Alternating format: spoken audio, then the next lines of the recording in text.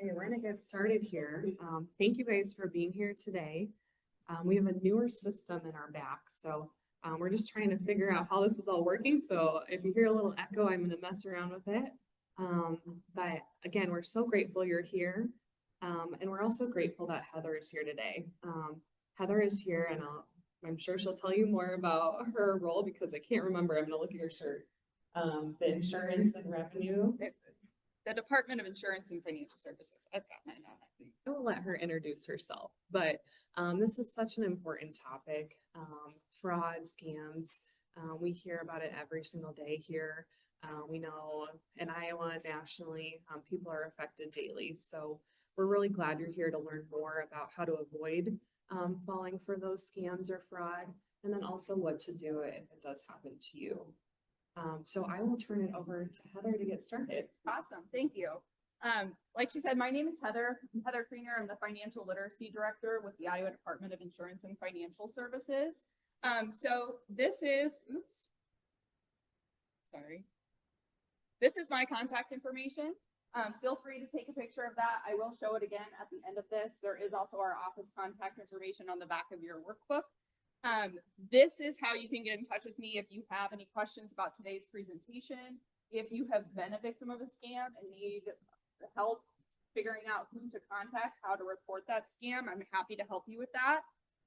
This is not a crisis line. Unfortunately, I do a lot of community, not unfortunately, I love doing this, but oftentimes I am out in the community. So if you are experiencing an emergency, I may not be able to help in that situation, but I'm happy to talk to you as I'm able and refer you to our investigative unit. So I mentioned that I am with the Department of Insurance and Financial Services. So we are the part of your state government that regulates insurance, securities, banks, and credit unions. So we are very, unfortunately, inundated with fraud in those areas. As part of our regulation of securities, or investments, we get involved with scams in two different ways. So one being investment fraud, where there is a fake investment that is being posed. Someone who is not licensed to sell an investment is doing so, and we get involved with the investigation of that person and prosecution. The other way that we get involved with scam victims is, unfortunately, we are not seeing the losses stop with people emptying their bank accounts. They might be emptying their entire investment portfolio and retirement savings. And so if they have taken money out of a security or an annuity, we are also able to get involved with investigating that because of our tie to the regulation of securities. Obviously, banks and credit unions, they're kind of the front lines when it comes to fraud. They're the people who are seeing folks come in usually with some type of prepared story and asking for the money out of their accounts. Unfortunately, with banks and credit unions, there's not as much that can be done with them stopping those transactions. So if we have someone who comes to an investment advisor and the investment advisor thinks that there is some type of financial exploitation going on, they can put a hold on that transaction. They can contact a trusted contact and try to get that person talked out of that transaction. With or a bank or credit union, if someone comes in and asks for their money, they can try to have a conversation with them, but ultimately they have to give them that money. And so there's a lot that we try to do on the prevention side or the education side, because unfortunately there's a lot less that can be done once the fraud has already taken place. So we really try to hit it hard on the front end. We are coming further on things like tracing cryptocurrency than we were 2 years ago. So not to say that all is lost every single time, but often it is very hard to get funds back once that they have been turned over to a scammer. Beyond this Iowa Fraud Fighters program, we do have some other investor education initiatives as well. We have student programs that start as young as kindergarten and go all the way up through high school graduation. We also have some adult financial literacy programs to help people be able to make confident decisions when they're thinking about money, so that they can be safe and smart investors. And then we have our Iowa Fraud Fighters program, which is what I'm here to talk to you about today. We're going to talk about investment fraud, Medicare fraud, common consumer scams, what we're seeing right now in the state, the more common scams that are coming through our office, and what to do. If you've become a victim of a scam, what is next? What do you do? So I'm going to start off. There we go. I'm going to start off with a video. So I have a story here from, her name is Martha Joe. She is a retired school teacher from here in Iowa. And she unfortunately found herself in a situation where she was a victim of an investment fraud. So we're going to start with her video, and then we're going to talk a little bit about investment fraud. It was 2 postcards that came in the mail, and one of them had to do with investment, and the other one was information about Social Security.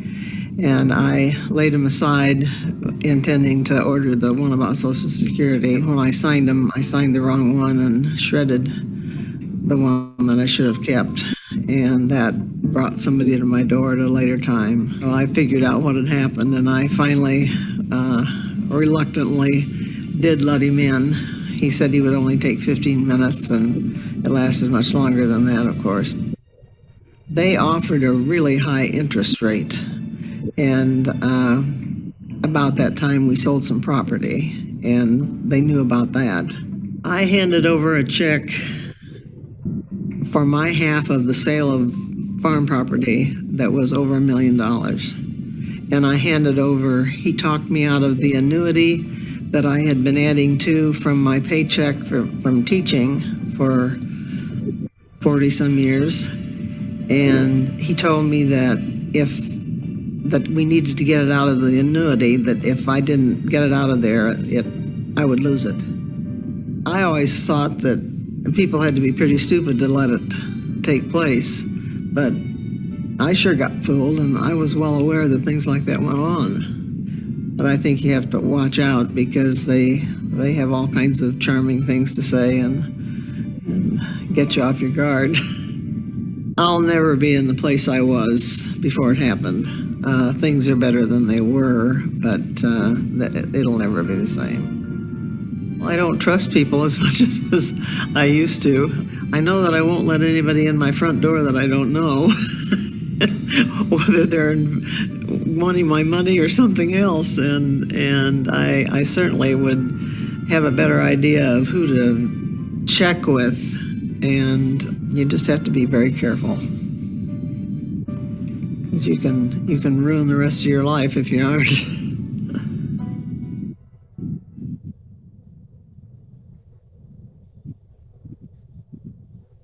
All right, so that's Martha Joe's story. So the reason why we like to show Martha Joe's story is because it really exemplifies why it's so important to double check before you invest. And what I mean by that is double check with the Iowa Insurance Division to make sure that the person selling that investment is licensed to do so, and that the investment itself is registered. So with Martha Joe's case, she did end up contacting our office. She contacted us about 2 weeks after she had made the initial investment with these folks. She started to feel like something wasn't really quite right about that. You know, they approached me out of the blue. They used some high pressure sales tactics. She felt like she couldn't ask them to leave during their presentation. And so she contacted us. And had she contacted us before she had given them money, we could have told her, no, these individuals are not licensed to be selling this. No, the investment is not registered. And in fact, we actually already had the people who did this to Martha Joe under investigation at that time from previous reports. So once the money was gone, because of the way that the scam was structured, her money was instantly dispersed, and it was very difficult to get it back. Now, the folks that did this to Martha Joe, they got prosecuted. They went to prison. That's kind of the best case scenario in these situations, and she still was not made financially whole. They did have to pay some level of restitution, but she did not get back the $1 million in, that she mentioned from that sale of farm property. She did not get that back. And so Is justice really served in that situation? I say no, and that's even with the best case scenario of these people serve time in prison. So we really implore you to double check before you invest. I put a phone number up here. This is a phone number for a gal. Her name is Jessica McGraw. She is our senior financial exploitation investigator. All she does is work with victims of scams. She would be so happy to talk to anybody today who receives a phone call that they didn't feel good about, who has maybe already lost some money to a scam. This is all that she does, is talk to people who have been victims of scams and investigate and try to track the money and see if there's anything that she can do to either get that money back or prosecute those individuals. If you can't read it, it's 515-654-6464. Give me just a second. Okay. So I was just talking to a gentleman earlier. We were talking about kind of, the evolution of scams with different technology and, different companies that they'll try to lend credibility off of. And those things are ever changing. But these are some of the tactics that we see stay consistent, whether it is, maybe today it's the toll booth scam where they're trying to get you to pay a toll that you owe, but tomorrow it's going to be something completely different. These are kind of the underlying themes that we see with scams. We will get into the specifics of some of those different scams, but these are kind of the underlying concepts that we see being utilized by scammers. So especially in the investment space, this concept of phantom riches is really preyed upon by scammers. The idea that you can make a lot of money with a little bit of effort, high risk, low reward, which we know is simply not how investments work. Typically, low risk investments are also going to yield a lower reward. That's just kind of how the system works. But usually, this idea of phantom riches is going to be paired with the sense of scarcity. So you have to act now. This is for a limited time. It's available to a limited number of investors. Maybe you've won the lottery, but you have to claim it within this many days. Those are the types of things that we see being utilized, this phantom riches paired with this scarcity mindset. On the other end, you can also use fear and intimidation. So less on the investment side of things, but once we start talking about some of the common consumer scams that you see, they will use, someone is in trouble, grandparent scam, right? You have a loved one who's in trouble. You're in trouble with law enforcement. You've been tied to illegal activity. Those are common themes that scammers will use. Even if, the company contacting you changes, these themes stay the same. Profiling, I want to mention that because you heard in Martha Joe's video her say they knew about a recent sale of farm property. I don't think it was a coincidence that Martha Joe was targeted for that investment scheme, right? They knew that sale of farm property had occurred. A lot of times we do see these scams that are just scammers casting a wide net and hoping that somebody bites. But sometimes we see very specifically curated situations that person specifically is being targeted for a reason. And they're getting that information through public records, through social media, from company websites, finding people who work in, say, the accounting department of a city or a county or a state department. And they're targeting those specific people because if they can set up a believable scenario, you're more likely to give them money, right? And so they're not just saying, hey, you owe tolls. That's not what it is every time. Sometimes it comes at you in a way that you're not going to recognize because it is a situation that's been tailored specifically for you. And we'll talk about some of those in a little bit here. So with investment scams, there's some common scams that we see. One is affinity fraud. So the concept of affinity fraud is that scammers will use things that they have in common with you to build rapport and get you to, in these situations, invest in some type of product, whether that's cryptocurrency, a business that they've made up, whatever that might be.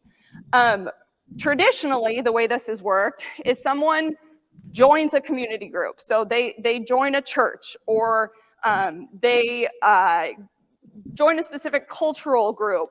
They get to know those people in that group. They gain the trust of the leaders in that group, and then they use the trust of those leaders to get the rest of the people that are a part of that group to invest in whatever their product is.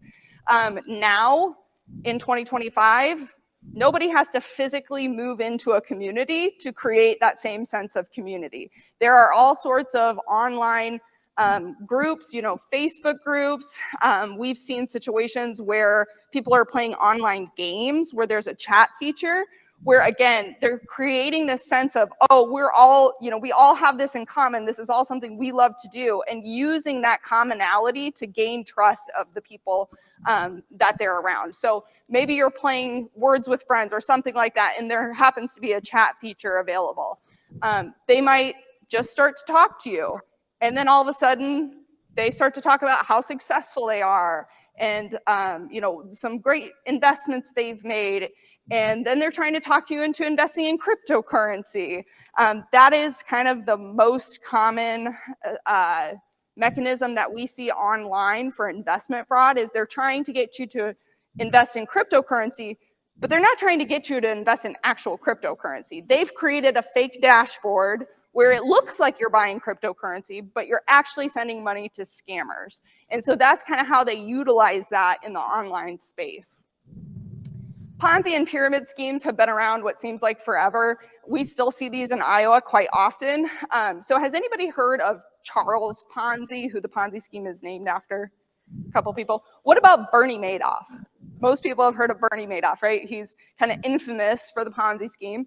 So the concept of the Ponzi scheme is that you have to keep recruiting new investors to create the illusion of profits. So as you recruit new investors, people who are higher up on the pyramid are getting some type of payout so that they will often even higher up on the pyramid will believe that they are a part of a legitimate investment, while the person at the top, or few people at the top, are by far taking the majority of what is being invested, but they are trickling enough out to kind of push off that day of reckoning so that people further up on the pyramid don't realize that their investment isn't actually invested in a legitimate way.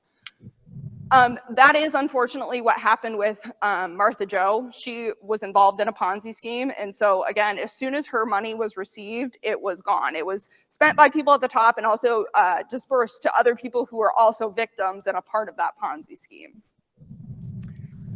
Private placement offerings, we do tell people to beware of private placement offerings. These are investments that are available. They're not publicly traded. They're available to a select group of investors, so like a startup or something like that, which can absolutely be an appropriate investment.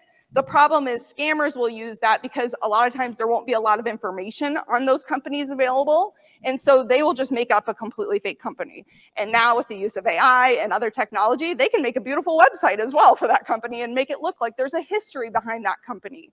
And so you just have to be really careful when especially when you are approached about an investment. I think that we should automatically have our guard up anytime we are approached about something that we were not expecting. And this goes from the investment side of things to, we talked earlier about receiving, like an email from a company who's saying you owe money. If you haven't done business with that company and they're reaching out to you, your guard should be up. You should understand, that you have not done business with them. And so therefore, it is going to be a scam because it's not someone that you have done business with. So anytime someone's reaching out to you, your guard should be up. Promissory notes, this is just another way that we see scammers utilizing instruments that exist to their benefit. So a promissory note is just a piece of paper essentially saying that you're going to give us this amount of money and we will pay you back over this amount of time at this interest rate. Unfortunately, if someone is a scammer, it's worth nothing, right? It's just a piece of paper. And so oftentimes we'll see scammers utilizing these in the investment fraud space. With gold and precious metals, we do sometimes see scams that actually revolve around gold and precious metals. But what we're seeing more now is gold actually being used as the mechanism for scammers to get money from the victim to the scammer. So, you know, we've seen gift cards utilized for this. We've seen money wire transfers used for this. We've seen crypto. Now we're starting to see, okay, go get gold bars and send those gold bars in the mail to, you know, some address where the scammer will then be able to pick it up. Relationship investment scams. So I saved this for last because this is the most common scam that we see in our office. It's also called pig butchering. I don't know if you've heard of the pig butchering scam, but the concept is someone, it doesn't have to be a romantic relationship. Someone will build a relationship with someone over time, believe that they're friends, get their trust, and then they will present them with some type of investment opportunity. It's almost always cryptocurrency. They've made a ton of money this way. You can make a ton of money too. I know such and such who has insight on this particular field. And they usually start as a wrong number text. So you might get a text that says, hey, I missed you for coffee last week. Or, hey, what's the plans for this weekend? And it's just, your response is to go, oh, who is this? And then they say, oh, it's Michael. And you say, oh, I'm sorry, I think you have the wrong number. And they're, oh, I'm so sorry, you know, blah, blah, blah, blah. 2 weeks later, you get another text, another wrong number text. You say, oh my gosh, you text me again. It's still the wrong number. And then they'll come with something like, well, gosh, I am so sorry, but I really believe that everything happens for a reason. And I know that I could use a friend. Would you like to, you know, have a conversation with me? And that's how it starts. And sometimes that relationship building phase can last for months before this concept of an investment is even brought up. I have a slide here. I know this is so much smaller than what you can see from there for the folks that are here in person, but that talks about the life cycle of this pig butchering, so to speak, scam. So it starts with targeting, like we talked about. They're going to reach out to you via text message. Sometimes we see these also start in dating websites that, you know, people start having a conversation, and then that's kind of where it builds from. There's a building trust phase where, again, they're not talking about investments. They're talking about what church you go to and what you had for breakfast this morning and what your pets' names are, and, you know, really making an effort to get to know people. And then they will start onboarding the victims to this investment in cryptocurrency. So they're going to have them make an account on some cryptocurrency dashboard that, again, they're not actually buying cryptocurrency. They're setting up a fake dashboard that looks like they're buying cryptocurrency, but it is just going to the scammer. And then they will have, you know, they'll be able to show them, look at your money. Look at how much money you're earning. And they'll say, great, you know, and either they will want to take their money out, and then they have to pay a lot of money in taxes and fees, is what they will be told, and they will send a bunch of money to a scammer that way. Or it's doing way better than their other portfolios. Why wouldn't they put all of their money into this investment? And so they will just slowly, over time, empty out their bank accounts, empty out their investment portfolio, until everything they have has been transferred into this very lucrative investment that doesn't exist. And we've seen this happen a lot. And I'm talking people losing hundreds of thousands to millions of dollars here in Iowa to this scam. So definitely something to be aware of, and make sure that you're you know, talking to whether it's you or a loved one about the concept of this scam, because it is really prevalent right now. Then, of course, there's eventually some type of discovery. So either you know, somebody warns them of this scam and they realize what's going on, or they're out of money and they want to get the money, and guess what? You can't get the money. Or there's some type of discovery, there's reporting, and law enforcement can try to track the money, but oftentimes that is very difficult. So one thing that you can do on the investment side of things is kind of an extra layer of protection. I mentioned a trusted contact earlier. So you can add a trusted contact to your account, and this person, they can't see what is in your account. They can't initiate any transactions, but they exist so that if your advisor thinks that you have been a victim of financial exploitation, they have someone they can contact. Also, if they lose contact with you, they can contact this person to try to get updated contact information. But the biggest benefit is that as we age, unfortunately, some of our financial critical thinking skills are the first to go, so to speak. And so having a backup person that they can reach out to if they suspect something, because chances are you've been given a story to give them. The scammer doesn't just say, hey, go into the bank and ask for $15,000. They say, hey, tell them you're renovating your home. You need $15,000 because you're working with a contractor who requires cash or whatever it is. They're going to supply you with a story. But investment advisors, bank tellers, they've all been trained endlessly on these different issues with fraud. So first of all, I would say if someone at a bank or a credit union is telling you, hey, I think you're the victim of a scam, please heed that advice. Reach out to someone in your life who can, because we see people who, they cannot be talked out of these things at the teller's desk. And so if you take nothing away from this today, just if someone tells you that they think that you're a victim of a scam, pause, contact someone you trust, talk out the situation, contact local law enforcement, contact Jessica at that number that I shared with you before. But that's what a trusted contact can do. And so we encourage you, I have a trusted contact on my accounts, that way, just if there's anything going on, there's another person that can be brought into that situation to help support you. Okay, I have another victim story that I'm going to share with you here. This is Barb's story. She's another victim, and I'll let her tell it.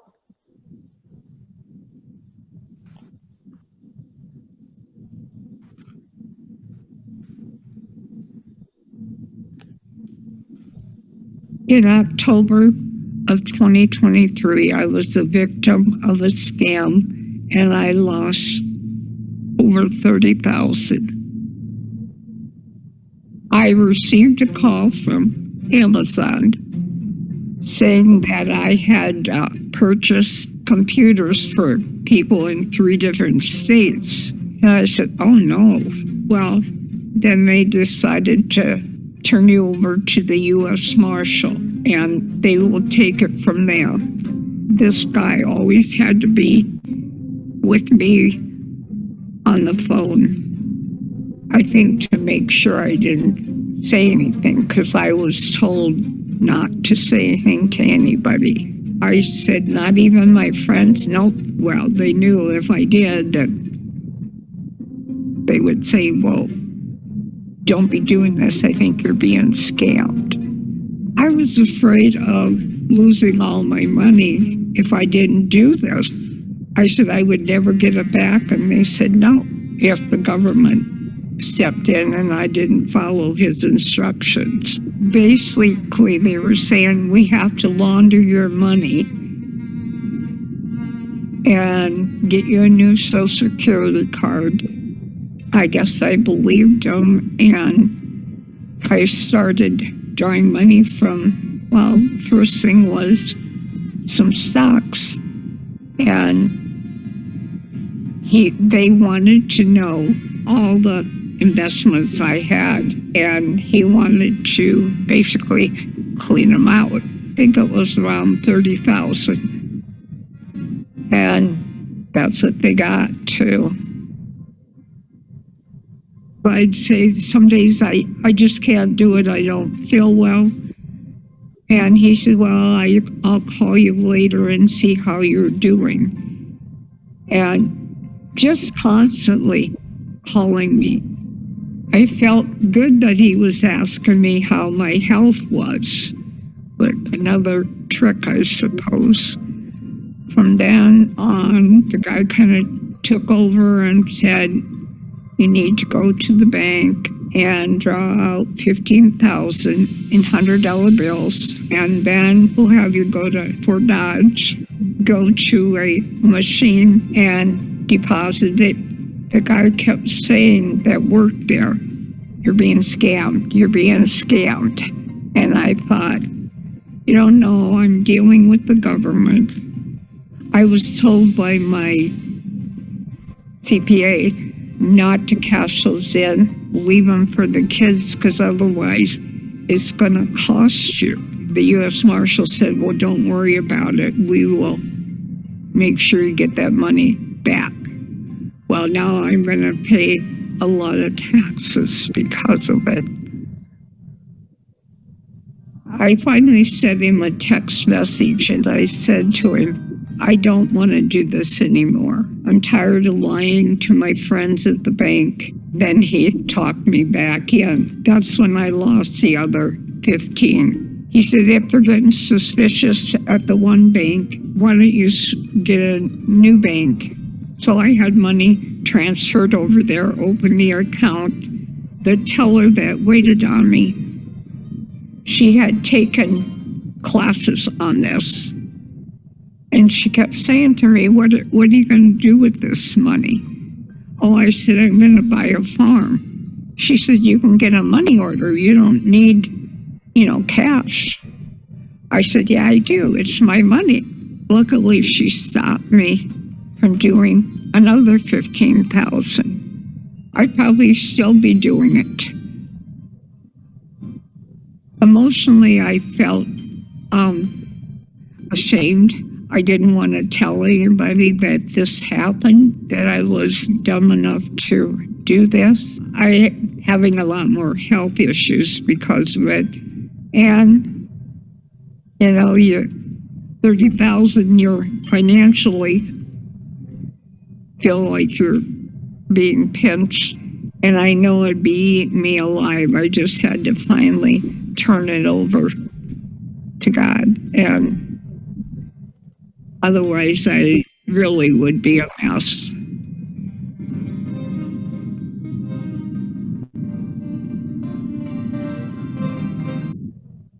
All right, so that's Barb's story. Do you remember in her story how she was initially contacted? Phone call from Amazon. And so we hear about Amazon scam, Amazon scam, Amazon scam. The reason why I point that out is Amazon is this much of that story. So insert whoever is contacting you, but this is oftentimes how we see it play out once they are getting someone on the phone. So they get you on the phone for some type of customer service reason, whether that's a computer tech scam, where you get a pop-up on your computer, flashing lights, big noises, and it gives you a number to call. It'll say, call Microsoft support, a virus has been detected, call this number to resolve the issue. Same thing, they get on the phone, seems like a customer service call for the first, little bit there, and then it becomes something different. It introduces that fear and intimidation. So with Barb, it was, you've purchased these computers for some organized crime organization. With others, it's your computer has been tied to illegal activity. It's been tied to child pornography is an extremely common example, where they're going to create some type of situation that you're just like, I need to get this resolved and I need to get it resolved now. And it takes you out of kind of the more logical part of your brain that would think, hey, something isn't quite right here. Like there's a psychology to it. People, they're making a lot of money doing this, and it's not because we're all stupid. It's because they're criminals who know how to commit this crime. And so that's kind of how we see it play out from there, is that this threat gets introduced, and then they actually say, okay, we're going to transfer you to the US government, and we need to protect your assets. Your accounts have been compromised. This organization has your information. We need to protect your assets. And so they will have them gather all their assets, their stocks, their bank accounts, everything, and put it into, they'll say like a federal safety locker or a safety deposit box. Do you understand how she was getting the money to the scammers? It's not completely clear in the video. Do you know what she was putting the money into? Okay, so she's putting the money into a cryptocurrency kiosk, is what it's called, or a Bitcoin ATM, sometimes you'll hear them referred to. So when Barb was a victim of this, she actually had to drive all the way from Algona to Fort Dodge to put this into, this machine, and, the seediest gas station in Fort Dodge. Not now. They're in Fairway, they're in Quick Star, they're in Walgreens, they're all over the place.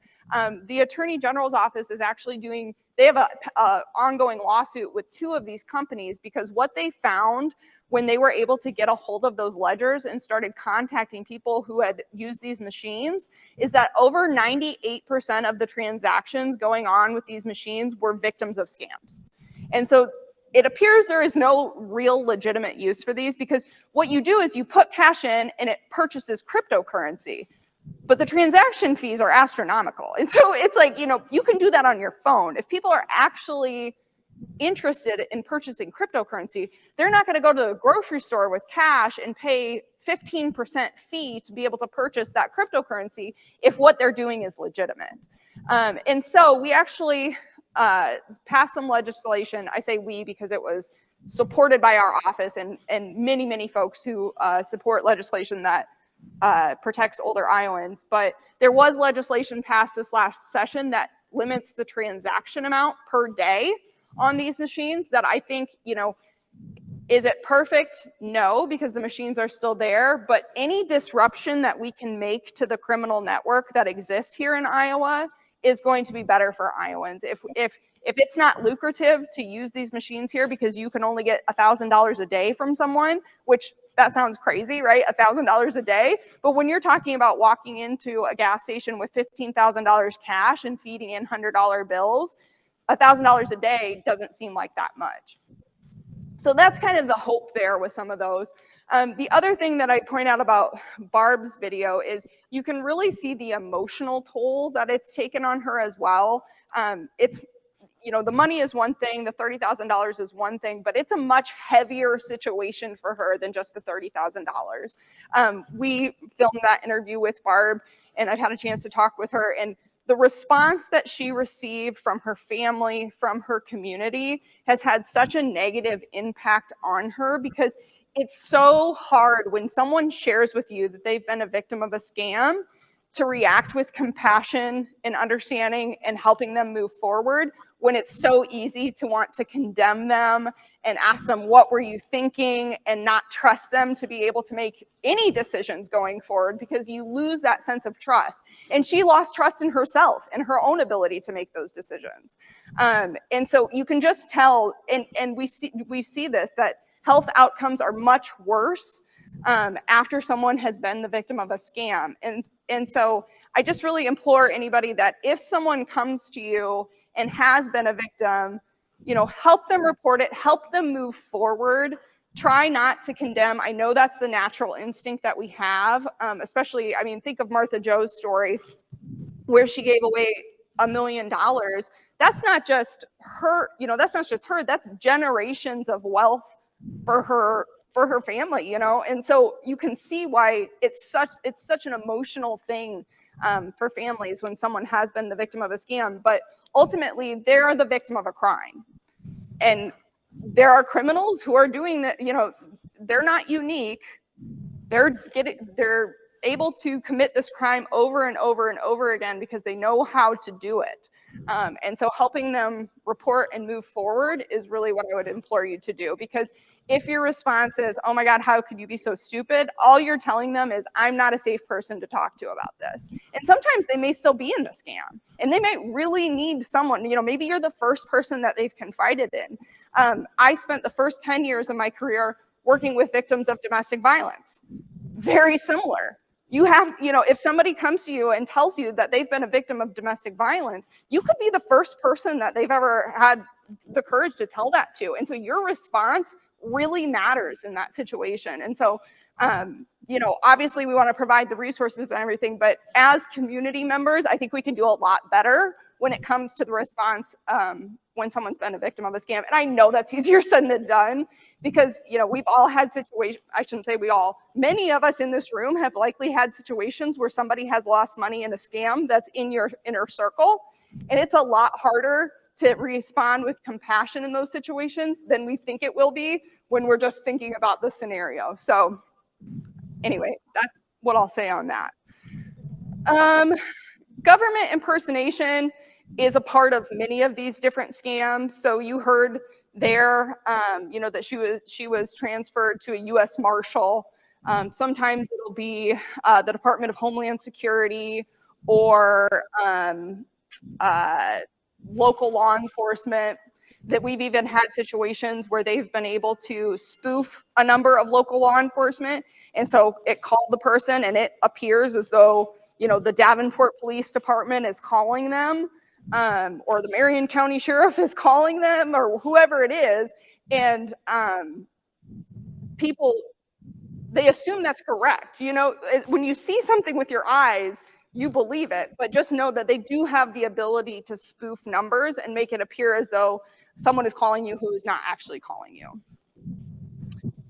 The grandparent scam, I think we've all heard of the grandparent scam. It's not a new scam, but with advancing technology, this is a very convincing scam because they can replicate voices. So with artificial intelligence, you need about 6 words to be able to replicate somebody's voice.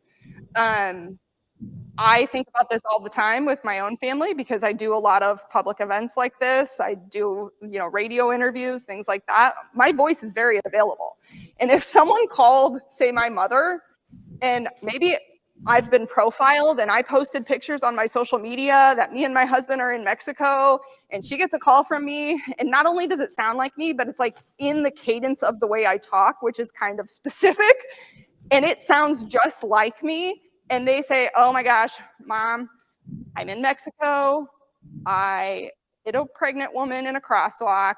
Please don't ask questions. I need you to send money to this address. I am not convinced she's not sending money in that situation.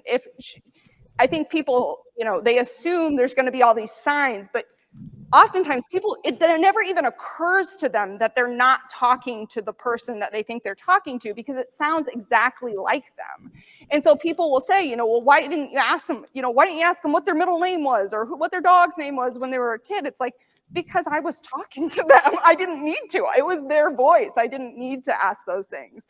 But we do, because of those things, we do recommend that, you know, if you're on the phone and you get something like that, ask a question that only that person would know. And I'm not talking about what is your middle name, because that's, again, public information that people are able to obtain. We had a guy here in Iowa who he got a call from his son. His son lives in Japan, and this scammer knew he lived in Japan, that he was a athletic director there. The story was that he was on his way to an early morning coaches meeting. It all made sense. It sounded like his son. He had no reason to believe, you know, somebody was pretending to be his son. And so he was actually getting ready to send $9,000 in cash in glass jars to some, you know, and it sounds wild when you hear that somebody would put cash in glass jars and mail it to, you know, somewhere in Japan. Like, what are you talking about? But again, you're not in that right state of mind where you're able to logically think through the different steps of things. And so we really implore people to like take a step back in those situations, talk to another person. In this situation, his wife was like, I don't think this is real. You know, if someone is trying to sound an alarm, you know, make sure that you're taking your time, doing your due diligence to make sure that that is legitimate. Lottery and sweepstakes scams. I was always a little confused about these. So like, well, if you're winning the lottery, how is the scammer getting the money? I'm not understanding that. So what they will do is they'll say, you know, you've won Publishers Clearinghouse. You're going to get $63 million, but you have to pay the taxes and fees up front. So we need you to, you know, mail money, you know, wire transfer, whatever it is to this place. And so it's the taxes and fees that they're saying they need to collect. That's how they're getting that money. But what's 63,000 when you're about to get 63 million? So that's how those scams work.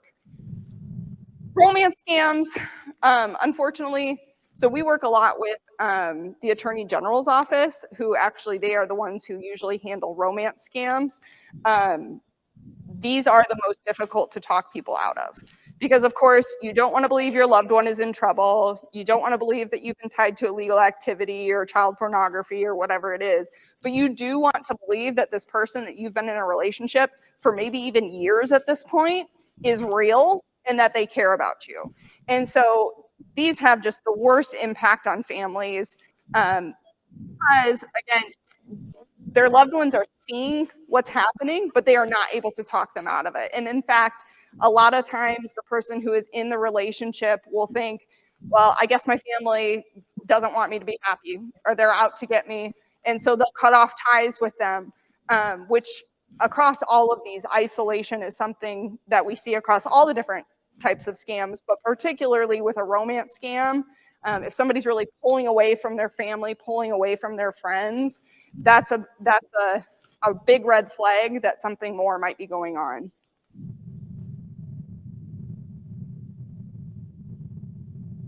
So I already talked about tech support scams, but just a few things to highlight. These came specifically from Jessica McGraw, who's our investigator, who wanted to hit these points home. So I'm going to say them again, even if I've said them before.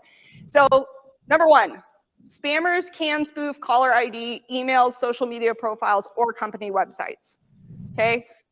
You can hover over the URL of a website and it will tell you, like, so say someone sends you a link and they want you to go to this website. If you hover over that link, you can see the actual URL for where that's going to take you, because they can make that link look like anything. They can make it look like www.target.com, and you're like, well, obviously that's Target's website. I'm going to go to it. Hover over it. It will tell you the actual URL that you are going to. But just know that there are ways that they can make things look very legitimate, even when they are not. They're going to try to invoke fear and a sense of urgency. So I talked about scarcity before, but urgency is another, you have to do it right now. You can't get off the phone. No, you can't talk to so-and-so about it. Like, this is all top secret. They're under investigation. Your bank is under investigation. You can't share it with them either. That type of thing. No government agency will ever ask you to move your assets or send them money. Okay? If you are on one of these calls, ask for their contact information, hang up and double check. If it's your bank, they should have no problem with you saying, hey, I'm going to hang up and call the local branch. No legitimate business, government entity is going to have any problem with you ending the phone call and calling back to the local, the local office, your law enforcement, the government agency's office. If you get a call that says, hey, this is Heather from the Iowa Insurance Division, and it is actually me, and you say, I'm going to call the office and confirm, I'm happy about that. And I think that goes the same for most government officials. They realize that, that's a protection step. Scammers do also operate in ways that causes you to contact them. So the text message from Amazon that says, hey, if you didn't purchase these, we've gotten your order for such and such amount of computers. If this was not you, call our customer contact number and a phone number. Or you get the pop-up on your computer, like we mentioned earlier, and it says you have a virus, you need to call this number. Or you have, say you want to rent a car, and you Google enterprise rent-a-car, and it comes up with the list options, and you just click on the first one. It might not take you to the actual legitimate enterprise website. It might take you to a website that's a scammer has spoofed. And so and then you call them, and it's a customer service thing, and they say, oh, but our system is down. We need you to go purchase gift cards and give us the gift card information. Enterprise rental car is not going to take Apple gift cards, okay? There are always going to be some type of weird payment request with these scams. If you receive a message on your device with a customer support number or link, do not call the number or click the link. Disconnect from the internet and contact a local repair service. Do not download any third-party software on your device at the direction of someone over the phone. So we talked about with those tech scams, sometimes it looks like barbs, where you get on the phone, oh, you've been tied to illegal activity. Sometimes they say, okay, well, I'm IT. I can remote into your computer and fix it. They have you download an app. You are essentially allowing them access to your computer, and then they're able to get into all of your information, your banking, everything that you have available on your computer. I put this up here because this is one that we have going on right now. We've kind of talked about this already, but it's the computer pop-up scam. The reason why I put this up here is this is actually a social media post that will be going out in the next couple days for our Iowa Fraud Fighters Facebook page. So that's another way that you can kind of stay informed about what's currently going around, is follow our Iowa Fraud Fighters page. We try to put alerts out there when we start to see, that there's a scam that's kind of picking up. This is again about the pop-ups on the computer. And then we have, how many of you have heard Senior Health Insurance Information Program, or SHIP? Okay, are there any SHIP counselors here? No, every once in a while I'll get a SHIP counselor. This is a volunteer program where the volunteers help people enroll and understand their Medicare. Our office organizes the SHIP for the state, so we are a contact. If you have questions, if you're having issues getting a hold of a SHIP counselor, you can contact us. But we do handle Medicare fraud for that reason. So if you have a case of Medicare fraud, again, you can contact our office. On the back of your workbook, there is a phone number that I think it says Senior Medicare Patrol, I believe is how it's listed. That is where you would report Medicare fraud. So the most common thing that we see with this is false billing. So it's usually some type of durable medical equipment, knee braces, arm braces, whatever it is, will get billed on, you'll see it on your Medicare statement, but you didn't actually need or, want that item. Always report that, make sure that gets resolved. This is a multi-billion-dollar issue in the US per year. And it affects us all. It affects all of us when that's happening. So Medicare number theft, because they can do the false billing, scammers are trying to get your Medicare number. Medicare will not call you unless you've called them and they're returning a call. That would be the exception, but Medicare does not call you. If you get something in the mail and you are wondering, is this legitimate? Is this actual Medicare? Call our office and tell you whether or not they are familiar with all of the official mailings of Medicare, and they can help you understand that. My mom, on her 65th birthday, I called her to wish her a happy birthday. And she's like, you'd never believe who I heard from today already. Medicare called me. And the story, she, of course, because we've had conversations like this, she knew that it was a scam, that Medicare will never call you. But they said, hey, we sent you the wrong card. We're going to be sending you a new card, but could you please verify the number that's on the card you were sent? If you're not familiar with Medicare and you don't know that they don't call you, I can see why people would give their information out in that situation. Was it a coincidence that she got that call on her 65th birthday? I don't know. It wouldn't surprise me. I mean, again, when we're talking about lists that you can buy and publicly available information, they might have called a whole bunch of people who had a 65th birthday that day. It's very hard to say. Medicare mail fraud enrollment scams. A lot of times these are just, again, another way to obtain your personal information. They will, put information out there through your mail, say that they're from Medicare, ask for personal information that you'll then send back to them. So we see that some too.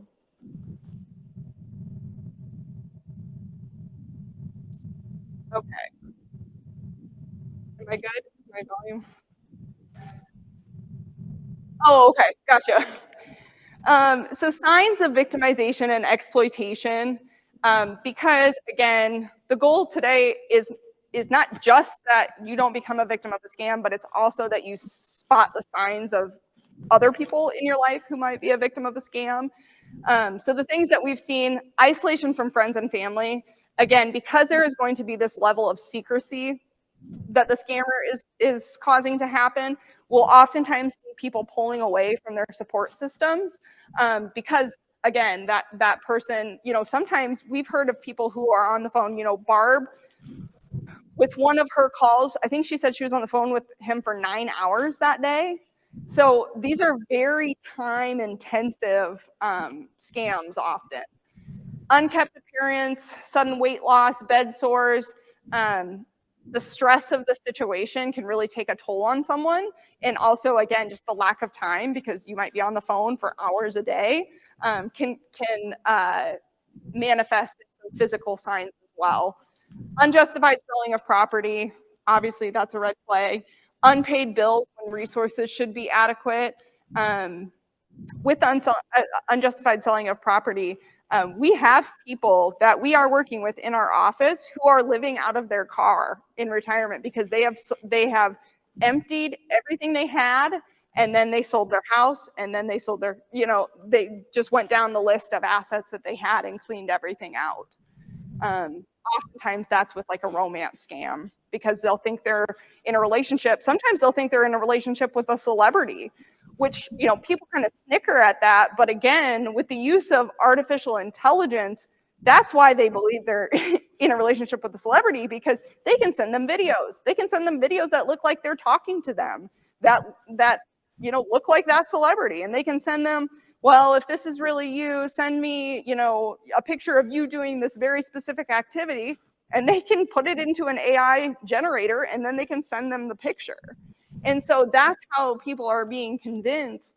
And so they'll sell everything they have because they believe that, once this famous actor's situation with his agent gets figured out, he's going to be able to take care of me for the rest of my life. So it doesn't matter, I'm supporting him in that legal battle in the meantime and sending him money, but he's going to be able to take care of me. So selling a property is definitely a real thing. Abrupt changes in will or other financial documents. We have prosecuted individuals who have been working as investment advisors, but not doing so in a legitimate way, who have actually built such a relationship with their clients that they have made their way into that person's will. So that's another possibility. Sudden large withdrawals or unusual activity in bank or investment accounts. That's obviously a huge telltale sign. Okay, you are the victim of a scam. Now what? First and foremost, report it as soon as possible. Report it to your local law enforcement. You can report it to our office. You can report it to the AG's office. Start with local law enforcement. This is very dependent on the community. Some local law enforcement will take these very seriously. They will contact our office, or there will be a joint investigation.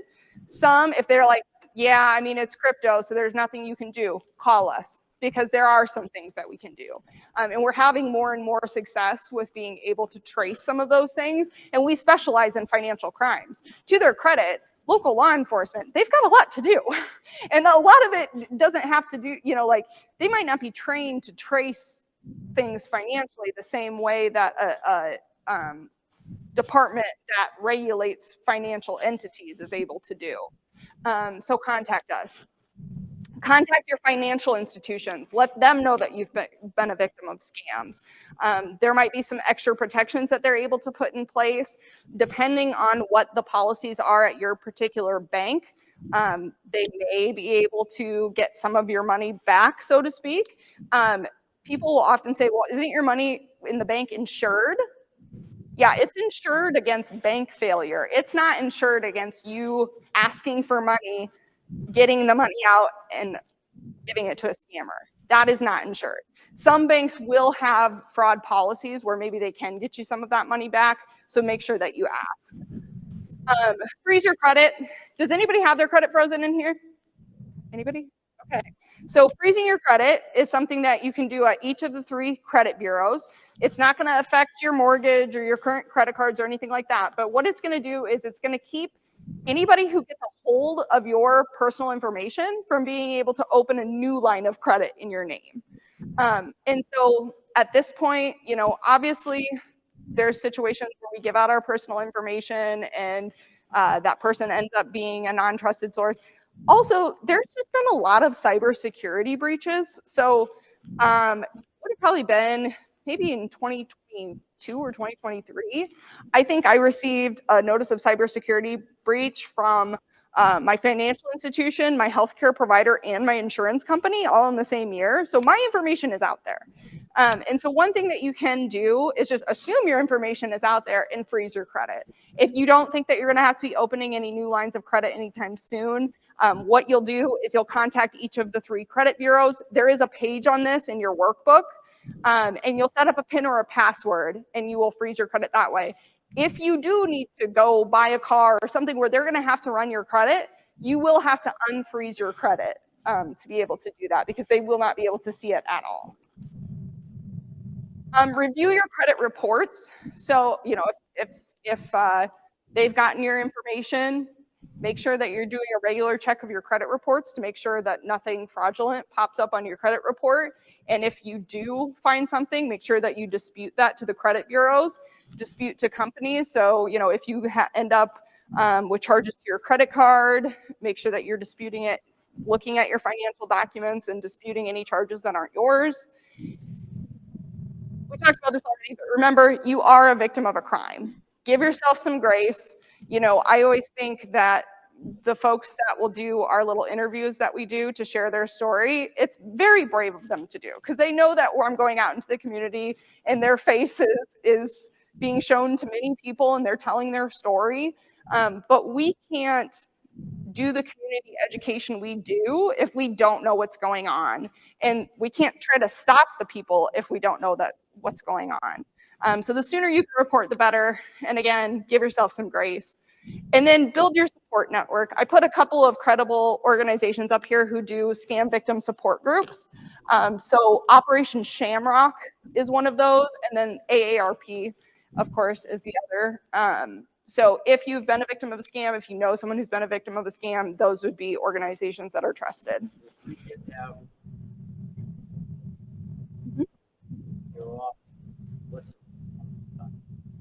On like getting a call back, you mean? It kind of depends. So Jessica McGraw is our investigator. So if she is in the office, you're going to get transferred right to her. If she's on the road, she'll probably get back to you within 2 business days. Yeah. But typically, I mean, she's in the office a lot of the time. And even, I mean, I know, I'm like, people are going to start to think that you're a scammer, because she'll be calling them at 9 o'clock at night when she's like, okay, I was on the road all day and these people need to hear back from me, because she really, really cares and wants to make sure that, you know, people have someone to talk to, because unfortunately there are so few resources for it. So 2 business days is what I would say. Here's that information on freezing your credit. I know this is probably small. Like I said, it is in your workbook as well.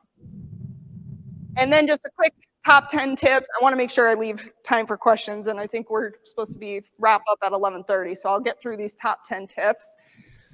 1, don't be a courtesy victim. And what I mean by that is you don't owe your time to anyone. You don't have to answer your phone. If you're on the phone, you don't have to stay on the phone. It's okay, again, to hang up if someone says they're from your bank or they say that they're from a government entity. It is okay to hang up and call, you know, that local number to be able to talk to someone. Always double check. We talked about double checking before you invest. I mean, same goes, you know, you get a call from your grandchild, hang up, call that grandchild's spouse, call that grandchild's parent. You know, double check, do some verification of what the situation is. Monitor your money, so checking, you know, bank accounts, credit card statements, regularly checking your credit report, because there is just general identity theft that occurs, of course, too. You know, sometimes when these emails or text messages with links go out, they may not even be trying to get you on the phone. They might just be trying to get you to click on a link, and then they are able to put things on your device where they're able to obtain information. So identity theft is also obviously a huge problem. So make sure that you are monitoring your money. Be cautious of unusual payment methods. Cryptocurrency, gift cards, gold bars, mailing cash, wire transfers. These are all cryptocurrency kiosks as well. Like, these are all ways that we see being utilized for scammers to get the money, because they want it in ways that are hard to track. And what we are finding is we are having more success in tracing cryptocurrency than I think initially was thought possible. So that is a positive, but there's all sorts of different sneaky ways for people to pass money. There's also a lot of laundering of money that's going on, which is essentially taking dirty money and making it appear clean, for lack of a better terminology. So we see that, and we see a lot of romance scam victims being used as money mules to launder money. So scammers will send money to the victim of a romance scam, and they think it's for, you know, some other purpose. Or we've seen a rise in employment scams lately, where there will be a job post, someone will apply, they'll think that they got hired for a job, and then they'll get a book of blank checks in the mail, and then they're told, hey, I need you to write a check to such and send it to that address. And so they're just creating another middleman, where now this victim of a employment scam is sending money to the victim of a romance scam, who's putting it into a crypto, and they're just making it harder and harder to follow the money. Don't let anyone prey on your emotions or fears. Obviously, that's easier said than done. But if you are on the phone and someone is really trying to raise your emotions, or there's a situation being created that it's like, I need to get out of this situation, chances are there's a scam element happening. And so again, take a pause and talk to someone. Be wary of unsolicited offers. Not to say that, you know, there are legitimate investment folks who will do like a free dinner seminar, and that could be a fraud, or it could be legitimate. That's actually a way that they drum up business. But beware of unsolicited offers. Same, if a storm comes through your area and you have contractors showing up on your doorstep, it's really hard, because that's a legitimate way that contractors get business, right? Like, they follow the storms and they offer their services because that's where their services are needed. Scammers will also take advantage of that, though, and they'll get you to sign up for services, pay for services before they're provided, and take advantage of that situation. Remove the urgency. So again, taking a step back. Watch out for reload scams. So if you have been a victim of a scam, you might think, well, that's not going to happen again. Lesson learned. Unfortunately, what we see is actually those people are more likely to fall victim to a scam again. One, because they were heavily targeted, because scammers will sell information of other scam victims to other scammers. And so they're highly targeted. And also, anytime you've experienced trauma, you are more susceptible to falling victim for a scam. So being a scam victim is a trauma in itself. So if you have experienced that, just be careful, because they're probably coming back around. Stop, think, call. Again, we've talked about that. And then don't be embarrassed to report fraud.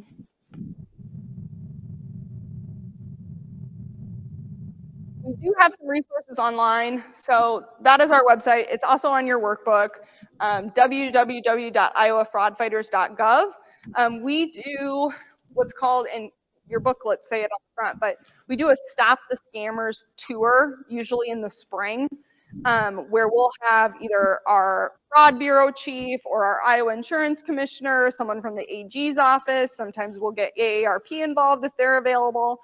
And we'll go around Iowa and we'll just talk about scams.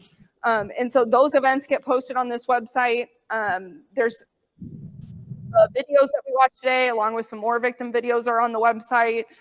Descriptions of different types of fraud. So please check that out. We also, as I mentioned, we have a Facebook page. We also have a LinkedIn page. So our LinkedIn page, we try to target more like the people working at the bank, investment advisors, so we can get the information out to them as well, because of course they are the ones who are seeing this face to face. But then our Facebook is more like consumer facing, so I would recommend giving that a follow. As promised, that is my contact information again. If you have, a church group or a, I don't know, ladies group or somewhere else that you think that could use this information, I'm happy to go just about anywhere to talk about scams. So feel free to contact me.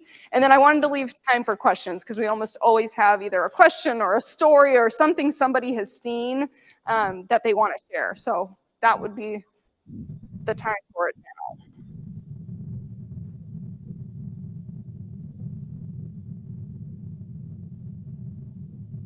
That's a great question. So for the people online, she asked if we could give an idea of who these people are. And so what we're seeing as we trace back, especially we've had the ability to do this because of those cryptocurrency kiosks and able to trace back. Oftentimes they're going to larger terrorist or organized crime organizations.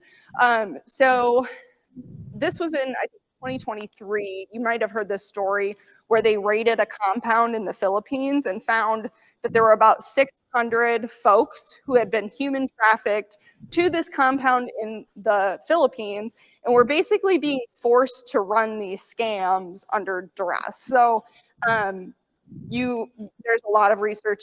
That Operation Shamrock that I mentioned actually has done a ton of research on this, but a lot of those Southeast Asia countries, Malaysia, Cambodia, these compounds are popping up everywhere. And so it's become such a lucrative business that you see, we might be able to arrest a courier who's, coming to pick up money from a victim, but they're just a pawn. Like they're not, I mean, yes, we need to focus on them as well because that's what we can do here, but oftentimes it's going to a criminal organization overseas.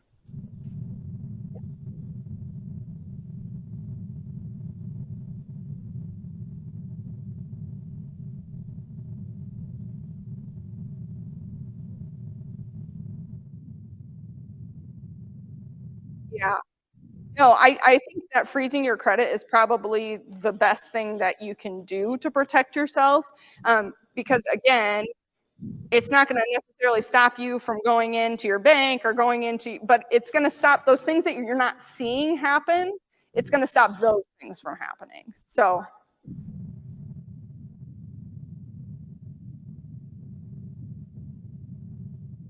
I don't know if there's been any public data breaches of the 3 credit bureaus. Not that I'm aware of, but a lot of it is public information. And so, yeah, yeah. I mean, anytime you're doing that, of course, you're taking a risk, but they have it. Like, you're not, even if you've never contacted Experian, they have your they have your social security number. They have all of that. So it's definitely not going to do any harm to contact them to freeze your credit. That information is already in their systems. You can do it online or you can do it on the phone. I just always put both options because I know some people aren't comfortable putting in that information online. Yep. Yep. No, just mainly because so he asked about the Federal Trade Commission and reporting to the Federal Trade Commission. So when we're working with victims, we do recommend that they report there, but we usually start at the local level. And then as we're doing our investigations, make that a part of that. So. But they put out a lot of really interesting information as well about, yeah. But yeah, anytime we're working with scam victims, we help them with the report to the FTC.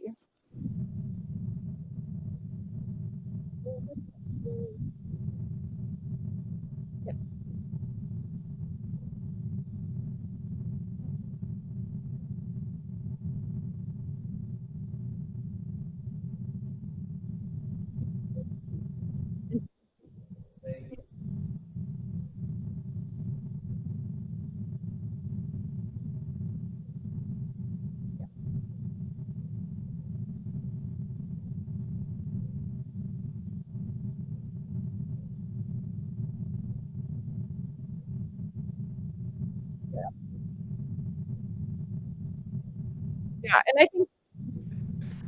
think, like you said, with AI now, so for people online, he's saying if you get a call from someone and they ask you a question, to not ever say yes. I think that's still sound advice, but unfortunately now they can create you saying yes.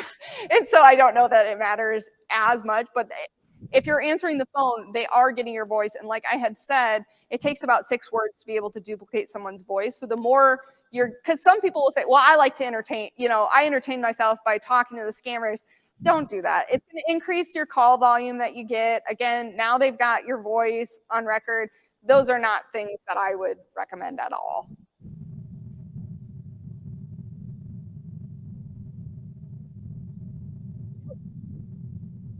Great. Well, thank you so much for coming. I think we're done.